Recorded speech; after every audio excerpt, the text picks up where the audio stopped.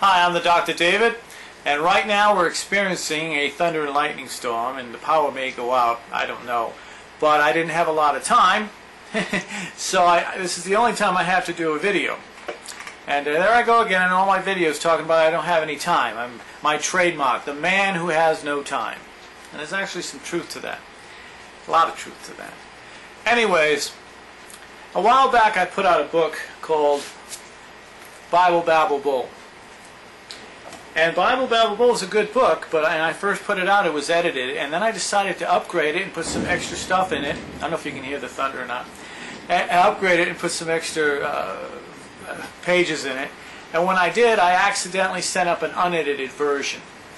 So instead of people emailing me, I was crucified. I had the Grim Reaper chasing me around. Ooh. And they said I'm a lousy writer, I don't know anything, useless, I shouldn't be allowed to write books, and of course that I don't like my readers, no respect for my readers. Well, of course that's not true. I have utmost respect for my readers. But anyways, as soon as I found out about it, I got up at 4 o'clock in the morning.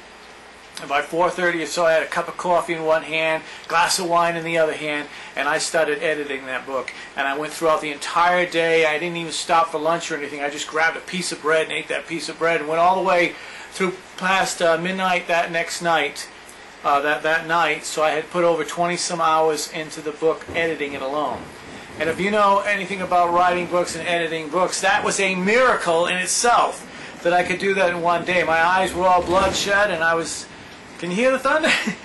Eyes were all bloodshot, and again, lots of coffee, lots of wine. But I made it through. Of course, there were some typos. There had to be typos when you do that much. Now, I use Microsoft Word. Microsoft Word has a tendency to change what I write sometimes, which is not a good thing. And you might wonder why I don't shut that off. Well, I don't shut it off because I type extremely fast, but I'm sloppy when I type. So I might be typing and go TEH instead of THE. Microsoft Word corrects that right away.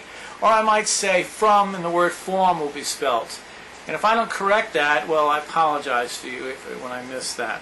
But Microsoft Word also changes things like past tense and some of the words I write.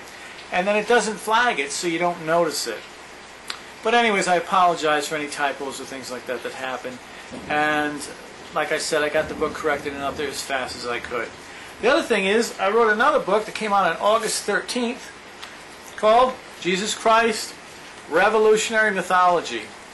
This book is the only book you'll ever need on Jesus Christ. It talks about Jesus Christ's life. It talks about how the basics of the Christian religion is not the teachings of Jesus, but the teachings of Paul. It tells you where Jesus was during those missing years. It tells you that Jesus was a revolutionary who died on the cross for sedition against the Roman Empire. And it also explains how some of the miracles came from mythological figures like Mithridates and other mythological gods. It's a full one book, tells you everything about what's going on. There's some other interesting things, and a lot of interesting things in there, including sections on verses of the Bible. Like people say Jesus was such a loving God. Well, Jesus says, bring those who won't bow down to me, bring them to me, hither to me, so that we may kill them. And I'm tired of TV evangelists misquoting Jesus and saying stuff like, oh, he was so non-materialistic. Well, Jesus was non-materialistic, yes. To a certain point he was non-materialistic. And one of the reasons he was non-materialistic is because he knew poor people wouldn't follow him. He wanted the poor people to follow him. But they quote stuff like, Jesus says you don't need materialistic things. Sell all the clothes off your back. Sell everything you own and get to heaven. Well, that's not exactly right. It's sell everything you own, sell the clothes off your back, and go out and buy a damn sword so you can join me in a fight against the Roman Empire. Yeah, everybody knows the tickets for a rich man to get to heaven is harder than it's like putting a camel through the eye of a needle. What kind of a stupid thing is that? If a person's rich, he's evil. That's just stupid. What if I was rich?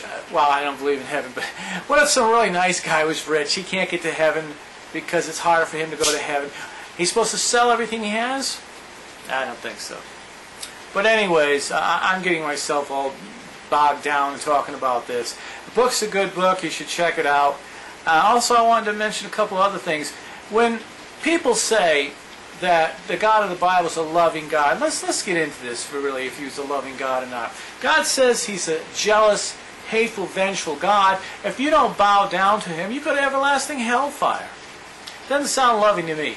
Even the Exodus out of Egypt, now everybody knows, archaeologists knows, the story knows, everybody knows there was no Exodus out of Egypt. But if you believe that, you got to believe Pharaoh was willing to let God's people go from the first plague on, and he kept hardening his heart so he could kill people and everything. The reason he does this is because he wants everyone to know, I did not free my people from bondage in Egypt to save them from slavery, from captivity. I did it to prove that I was more powerful than Amun-Ra, the Egyptian god. What is he, nuts? He did this because he was jealous of the Egyptian god. There's supposed to be only one god, right? But he was jealous of the Egyptian god. So anyways, his people go out, and he tells people to destroy all the other civilizations, kill the men, women, and children, the babies, destroy the livestock, destroy everything but the precious gold and the precious metals. Oh, except for the virgins who were old enough to bear children but were still virgins. They were supposed to be raped so he could multiply his people that follow him. Anyways, his people build a golden calf somewhere in between here, right? After they're freed, and he kills 3,000 of them that very night for doing that. So we got a God who's not a loving God. But anyways, you ought to check out my books, Bible Babble Bull and Jesus Christ, Revolutionary Mythology. It's religion or mythology kind of changed the world. We all got to admit that.